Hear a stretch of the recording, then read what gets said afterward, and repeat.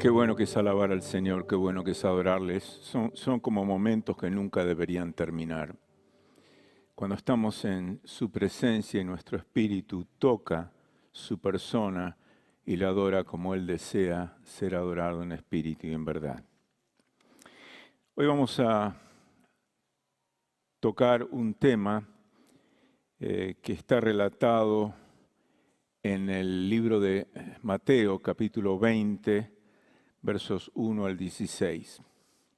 Dice la Escritura que antes de entrar en Jerusalén, Jesús narró una parábola muy interesante y hasta cierto punto un tanto conflictiva a sus discípulos.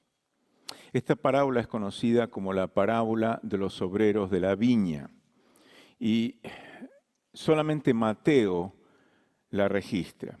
Y en esa parábola Él la enseñó para que sus discípulos no perdieran de vista los principios del reino de Dios. Y es por eso que la parábola empieza en el reino de Dios es semejante a, y sigue la parábola. Y sabemos por predicaciones anteriores que el significado de las parábolas son narraciones sobre un hecho cotidiano, un hecho diario, presentado de una manera sencilla y comprensible para enseñar una verdad espiritual. Y muchas veces a través de las parábolas, Jesús nos enseña verdades profundas y significativas que pueden cambiar y cambian nuestra vida. Pero quiero decirles que a veces es más fácil aprender algo que desaprender algo que aprendimos mal. Parece un trabalengua, pero no lo es. A veces es más fácil aprender algo que desaprender algo que aprendimos mal. Y esta mañana quiero compartir una parábola que desafía nuestro concepto humano de justicia y confronta nuestro orgullo y nuestra envidia. Tristemente, una de las frases favoritas en nuestra sociedad es "That's not fair". No es justo, no es justo. Esta es la frase que nunca les enseñé a mis hijos, pero que ellos aprendieron realmente temprano en sus vidas. No es justo. That's not fair, Dad. No es justo, Dad. ¿Alguno de ustedes se puede experimentar, ha experimentado esa frase alguna vez de sus hijos? Levante la mano. Wow. Se ve que no estoy solo en el asunto. Bien. Pero si vamos a ser justos, si vamos a ser honestos con nosotros mismos, todos, en alguna mayor o menor medida, luchamos con el término, con el no es justo. Y nos trae conflicto cuando, según nuestro punto de vista humano, Dios no está operando según nuestro entendimiento humano de lo que es justo. Y le decimos a Dios, Dios, esto no es justo, no es justo. Y lo hacemos,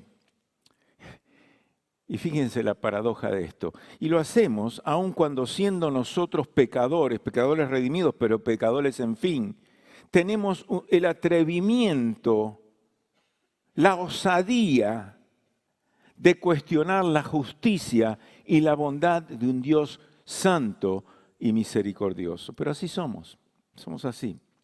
La mayoría de nosotros, si no todos, estamos acostumbrados a ganar cosas, a merecer cosas, a esforzarnos por obtener una cosa y cuando no la obtenemos, gritamos a quien quiera escucharnos, no es justo, no es justo. Así funcionan las cosas en este mundo, ¿sí? Pero Dios no trabaja así. Dios trabaja de una forma diferente. El reino de Dios no funciona así.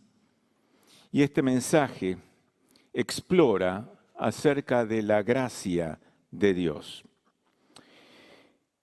En la historia de la Iglesia han existido, se han promulgado muchos intentos de explicar esta parábola.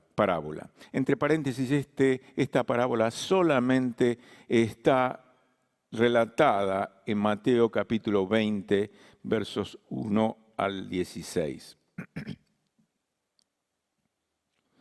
Como dije, en la historia de la Iglesia han existido muchos intentos de explicar esta parábola. Algunos han sugerido que las 5 contrataciones, los 5 contratos, representan 5 etapas de la historia mundial durante las cuales Dios ha llamado a su pueblo para sí mismo. También otros dicen que las diferentes etapas de la vida en que una persona puede convertirse al cristianismo. El punto es que Dios es bondadoso con todos y le da la bienvenida a todos a su reino, sin importar cuándo son llamados. Algunos otros dicen que la parábola es una imagen del reino futuro de Dios, donde todos los salvos reciben el cielo, no importando cuánto hayan trabajado para Dios. Y por último, creo que la más amplia y quizás la más sencilla y popular interpretación de esta parábola es simplemente que es un ejemplo de la maravillosa gracia, de la maravillosa bondad de Dios. Y quiero decirles algo antes que me malinterpreten. Cada una de estas interpretaciones tiene algo de verdad en ellas, pero existe algo más que debemos entender, que debemos ver. La clave está en prestar atención al contexto que Mateo nos da para esta parábola. Vamos a retroceder unos versos para atrás y el relato que precede a nuestra parábola es acerca del joven rico. Ese joven que termina no siguiendo a Jesús debido a su amor por sus posesiones.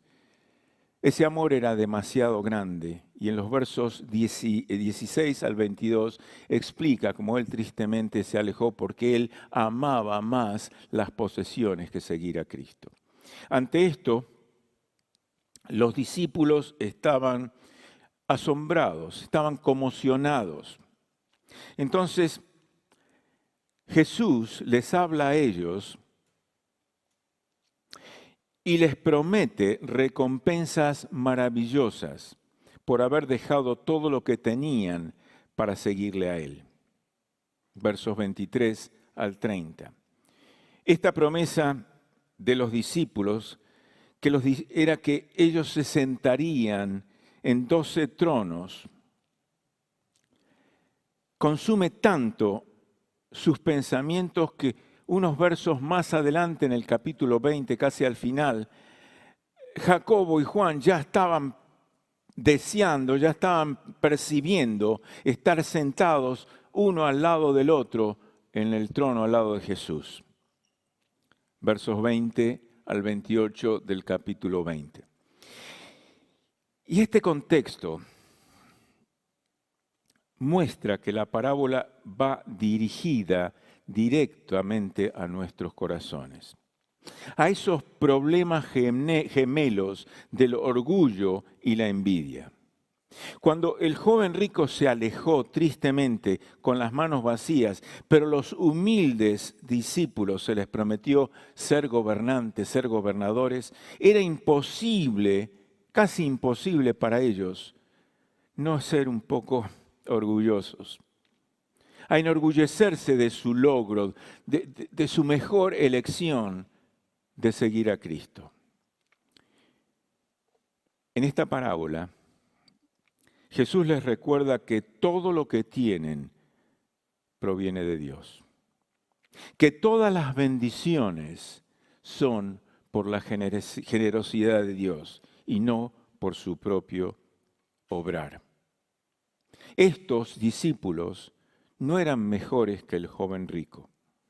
Y Jesús desafía a sus discípulos a no mirar lo que otros tienen y tomar amargados y celosos. La rivalidad es destructiva para el alma porque todo, absolutamente todo, es un regalo de Dios. Por lo tanto,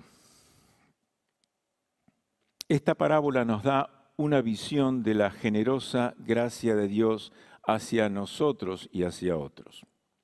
Encontramos vida cuando fijamos nuestros ojos no horizontalmente a lo que los otros tienen, sino verticalmente en la generosidad del dueño de toda la tierra, el Rey Jesús, que nos llama a cada uno de nosotros amigos y que nos provee sabia y generosamente a cada uno de nosotros. Él bendice y recompensa al hombre no de acuerdo a sus merecimientos, no de acuerdo a sus obras, no de acuerdo a su esfuerzo, sino de acuerdo con su voluntad y su placer. No necesariamente, absolutamente no necesariamente con lo que el hombre cree que es merecedor. En la parábola de hoy, Jesús se refiere a los obreros de la viña. Está describiendo cómo es el reino de Dios. Y ese reino de los cielos es donde lo que es importante para Dios debería ser lo más importante para ti y para mí. Donde Dios determina lo justo en sus términos y de acuerdo a su absoluta soberanía. Así que sin más introducción vamos a ir directamente al texto. Es temprano, son como las 6 de la mañana y como era de costumbre, el dueño de un viñedo sale a contratar trabajadores para que trabajen en su viñedo. Ofrece a cada uno de esos trabajadores un denario que ellos aceptan y luego los envía a trabajar en su viñedo.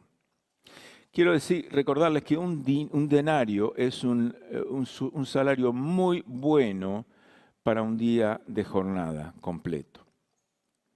3 horas más tarde, sale el mismo dueño del viñedo, alrededor de las 9 de la mañana, y ve otras personas paradas sin hacer nada.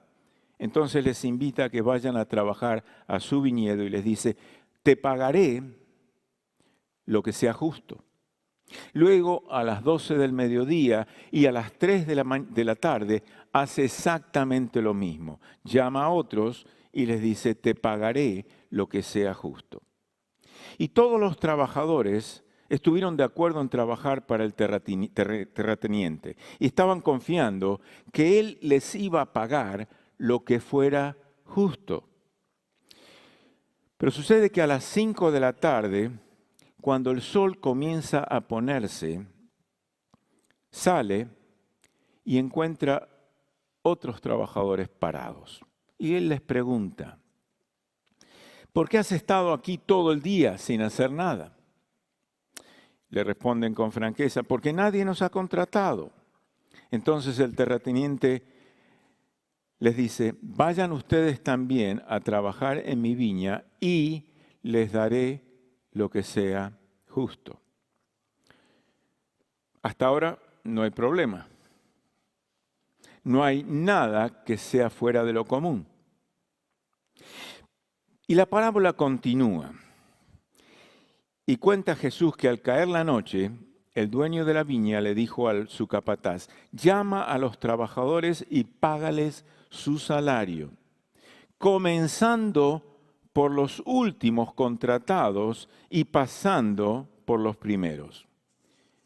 Llegaron los trabajadores que fueron contratados como a las 5 de la tarde, los últimos, y cada uno recibió un denario. Por eso cuando llegaron los primeros contratados, aquellos que habían sido contratados temprano a la mañana, esperaban ellos recibir más de lo que recibieron los que fueron contratados últimos. Suena lógico, suena razonable sus expectativas. Pero cada uno de ellos, para sorpresa de ellos, también recibieron un denario. Y cuando lo recibieron, empezaron a murmurar contra el terrateniente. Estos que fueron contratados por última vez trabajaron solo unos pocos minutos, una hora. Y los has hecho iguales a nosotros, que hemos soportado la carga del trabajo y el calor del día. Aquí el Señor, el terrateniente, hace algo extremadamente extraño. Les paga a los que llamó últimos primero. Me imagino que Él sabría que esto iba a traer problemas. Pensemos los siguientes. Si Él hubiera llamado primero a los que llamó primero y les hubiera pagado el denario que les había prometido, ellos hubieran ido felices y contentos a sus hogares, contentos de haber recibido lo que les había prometido. Pero Él insiste en hacer algo diferente. Él insiste en pagarles a los últimos primero y deja que los que vinieron primero, últimos en la fila, y esto crea una situación un tanto difícil, un tanto tensa. Aquí el Señor ciertamente está enseñando algo que está mal en nuestro corazón. Que está mal en nuestro corazón. Algo que tú y yo debemos desaprender en cuanto a la justicia y la misericordia divina. No olvidemos, por favor, que estamos hablando del reino de Dios, no estamos hablando del reino del mundo. En el texto, como dije, podemos percibir algo de tensión. ¿Por qué esta tensión? ¿Cuál es la ofensa? Los que trabajaron 12 horas se les pagó lo mismo que los que habían trabajado una hora. Y hay como un sentir de injusticia, no sé si lo perciben ustedes, pero hay como un sentir de injusticia aquí. He estado trabajando todo el día, trabajado duro, sudando al sol, y aquí estos muchachos que vinieron a última hora, que apenas trabajaron unos pocos minutos, ni siquiera sudaron para hacerlo. Y les das lo mismo que nosotros. Ciertamente Mateo capítulo 20 nos trae dificultades para nosotros. No es difícil sentir un cierto grado de simpatía hasta estos trabajadores quejosos. Estos trabajadores que habían sido contratados primero y que se les había pagado exactamente lo mismo que aquellos que habían trabajado solo una hora. Ellos dicen, me merezco más que ellos. He trabajado más que ellos. Me has hecho igual a ellos. Creo que debería haber una distensión. Yo soy mejor que ellos. He hecho más. He entregado más de mí mismo, más de mi tiempo. Yo y ellos no somos iguales. Estoy defendiendo mis derechos. ¿Suena familiar? Suena muy familiar. Y me pregunto y les pregunto, ¿no es así como pensamos nosotros a veces? Y esto es precisamente lo que tenemos cada uno de nosotros que desaprender en cuanto al reino de Dios. ¿Y cómo le responde el terrateniente? Él les dice, no estoy siendo injusto con ustedes. ¿No aceptaste trabajar por un denario? Toma tu paga y vete. Quiero darle al último que fue contratado lo mismo que te di a ti. Pregunta, ¿no tengo derecho de hacer lo que quiera con mi propio dinero? Y si me pongo en las sandalias del que ha trabajado todo el día y se ha estado quejando, estoy un poco confundido. Piensa así, estuve totalmente de acuerdo en trabajar por esa cantidad de dinero. En realidad es un salario bueno por un día de trabajo. Es importante notar aquí que el hombre no trató a nadie injustamente, aunque fue más generoso con unos que con otros. Y podemos estar seguros, queridos hermanos y amigos, que Dios nunca será injusto con nosotros. Aunque tal vez, y por su propio propósito, por su propia soberanía, por su propio placer, otorgue más bendición a otros que pareciera que lo merecen menos. Y Jesús termina su parábola en el verso 14 diciendo a una pregunta: ¿o tienes envidia porque yo soy generoso? Y quiero decirles que eso es exactamente lo que está sucediendo ahí. El terrateniente está sugiriendo que lo que realmente está en el corazón de ellos es envidia. No es que se trata de una cuestión de justicia, sino una cuestión de generosidad. Y uno como que empieza a percibir, empieza a sensar el punto que Jesús está tratando de hacernos ver con esta parábola. Estos hombres sintieron envidia.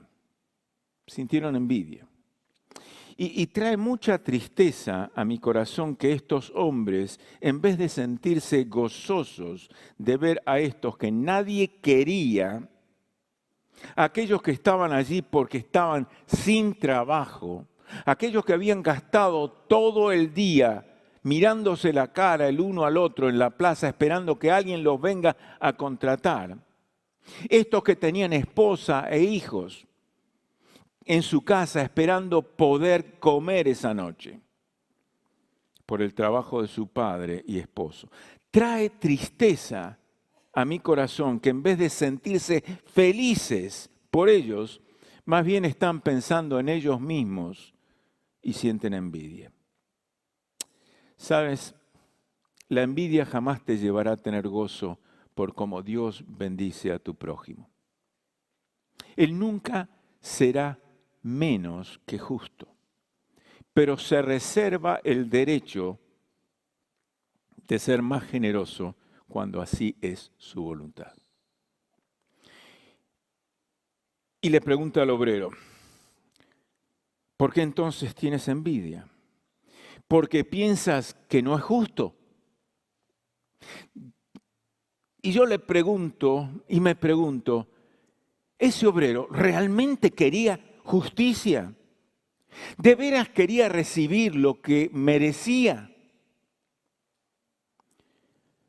Un escritor cristiano, R.C. Sproul, escribió algo que nunca me olvidé y que lo escribí en mi primera Biblia.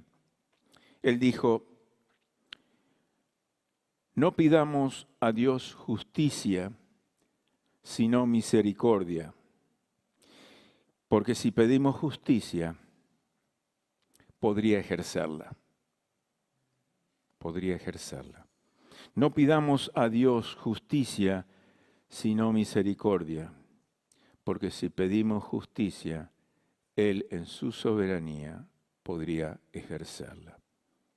¿De veras te sientes tan digno que resistes la misericordia, la gracia de Dios, porque piensas que lo que tú tienes es fruto de tu esfuerzo?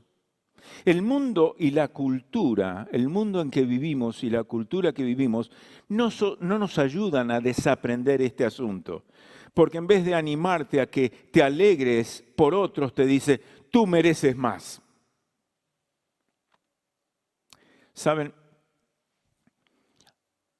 Hay un gozo muy hermoso que el orgullo y la envidia, que el orgullo y los celos destruyen. Es el enorme gozo de ver a otros prosperar y ser bendecidos. Y el orgullo y la envidia nos roba ese gozo. Cuando sientes celos,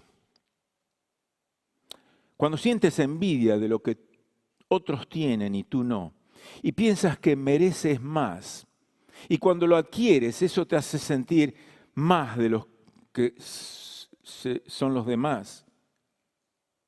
y crees que eso, el engaño que tienes es por tu propio esfuerzo, cuando es realmente Dios quien te ha dado todo lo que tienes. Y me pregunto, ¿quién nos da el aire que respiramos? ¿Lo merecemos? ¿Quién nos da las fuerzas para trabajar? ¿Quién hizo la tierra para que la disfrutes?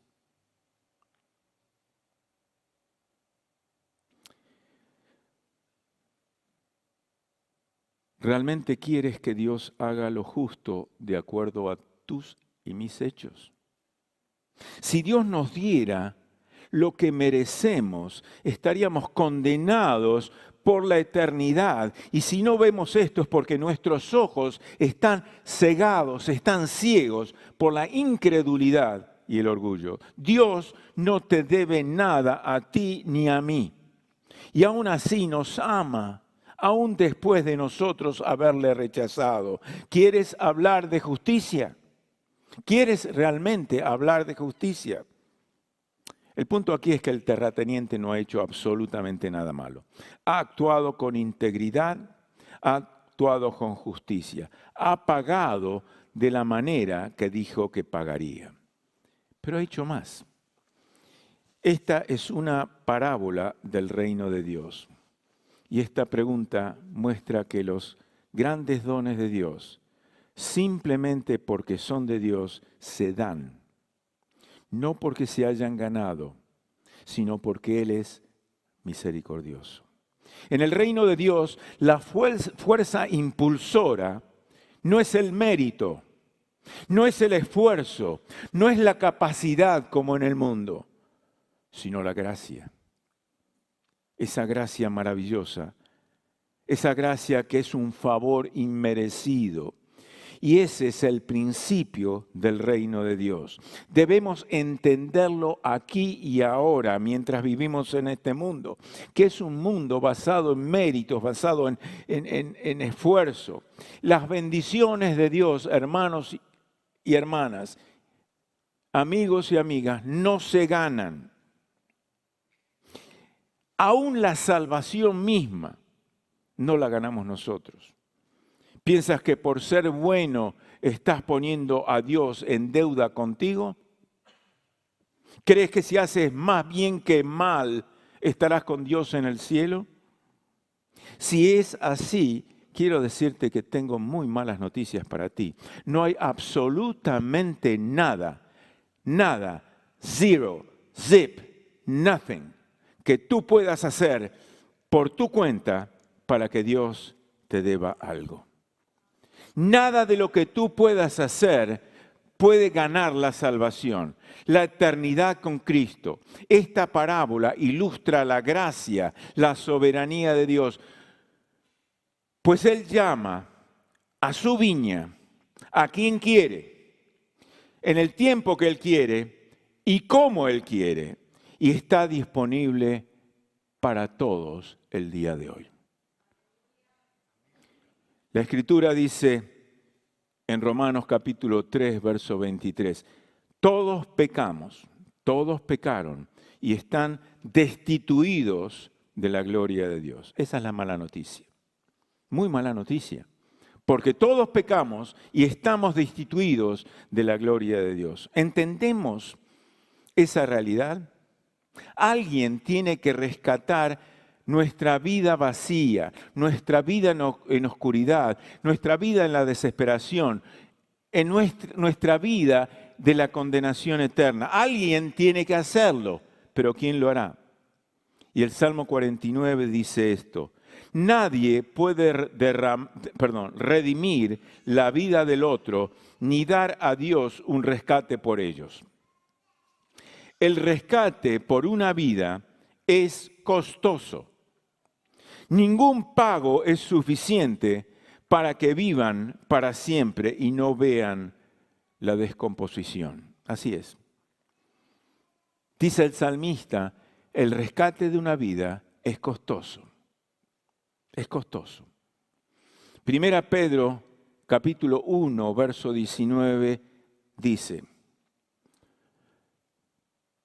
pues ya sabéis que fuisteis rescatados de vuestra vana manera de vivir, las cuales recibisteis de vuestros padres, no con cosas corruptibles como oro o plata, sino con la sangre preciosa de Cristo, como un cordero sin mancha y sin contaminación. Su sangre fue derramada por ti y por mí. ¿Quién podría redimir la vida o dar un rescate? Dios mismo responde. En la persona de Jesucristo, Él puede.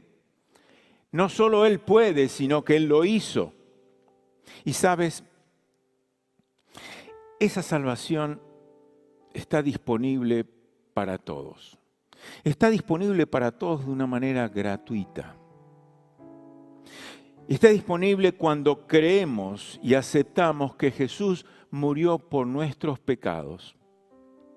Que Jesús pagó la deuda que nosotros debíamos y que de ninguna manera podíamos pagar con su sangre en la cruz del Calvario. Nuestra salvación le costó a Jesús todo. Él lo dio todo por ti y por mí. Ahí tienes la bendita, maravillosa gracia de Dios. El regalo gratuito de Dios en Cristo Jesús. Y querido amigo, querida amiga, querido que estás mirándonos por las redes sociales, ese regalo gratuito puede ser tuyo también. Es tuyo con tan solo creer y aceptar.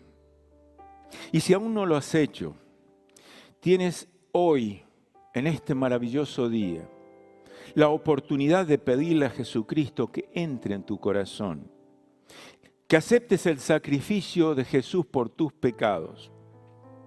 Este es el tiempo aceptable para arrepentirte de cada uno de tus pecados y volverte a Dios. Confiesa que tú le necesitas, confiesa. Confiesa que crees que Jesús murió por ti. Y cuando lo hagas, Él te escuchará. Y Él entrará en tu corazón y te perdonará. Y te hará una nueva criatura, un hijo de Dios. Te dará una vida abundante, una vida digna, que vale la pena ser vivida. Él te está llamando con sus brazos abiertos. ¿Quieres recibirle? Padre, queremos darte gracias por tu palabra en esta mañana. Te damos gracias porque el reino de Dios no se basa en lo que merecemos, en lo que ganamos, en lo que nos esforzamos, sino en la bendita gracia de nuestro Dios. Por gracia somos salvos por medio de la fe. Y este es un regalo de Dios, no por obras para que nadie se gloríe. Gracias, Señor, por darnos esa salvación tan preciosa. Y si hay alguien en esta mañana, que ha descubierto ese Jesús bondadoso, ese Jesús misericordioso, ese Jesús lleno de gracia, ese Jesús que murió en la cruz por ti y por mí, y le acepta en su corazón, yo te ruego, Señor Jesús, que escuches su oración y entres en su corazón y le salves, le redimas por el tiempo y la eternidad. Te damos gracias, Padre. Te damos gracias por todo en el bendito, maravilloso, excelso, dulce nombre de nuestro Señor, de nuestro Salvador, Cristo Jesús.